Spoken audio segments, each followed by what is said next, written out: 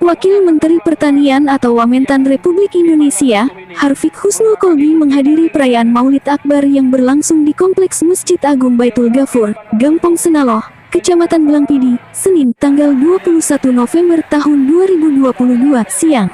Dalam kunjungan perdana ke kabupaten yang berjulukan Bumobreh pada Sigupai itu, Wamentan Republik Indonesia tidak sendirian, melainkan ia juga ditemani PJ Gubernur Aceh Ahmad Marzuki. Bahkan sejumlah kepala daerah di Barat Selatan Aceh atau Barsela, juga turut meramaikan penghelatan Maulid Akbar dengan menghidangkan 100 kuah belangong khas Kabupaten Apdia. Tiba di Apdia, Wamentan yang mendarat dengan helikopter di Bandara Kuala Batu disambut langsung oleh PJ Bupati Apdia Darmansah beserta unsur Forkopimkab lainnya, termasuk para kepala daerah di Barsela.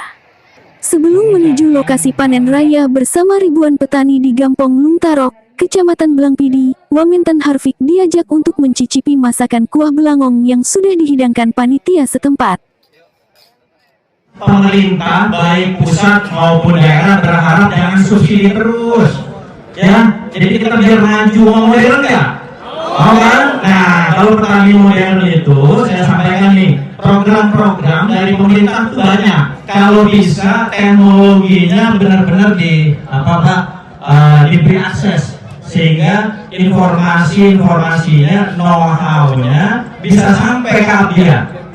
Tiba di Masjid Agung, Wamentan disambut dengan prosesi tempung tawar dan persembahan tarian silat gelombang serta pemakaian kupiah mekutop juga penyematan rencong khas Aceh. Di sela kegiatan itu, Wamentan Harfiq menyampaikan bahwa Indonesia saat ini dalam kondisi baik, bahkan inflasi Indonesia juga kecil.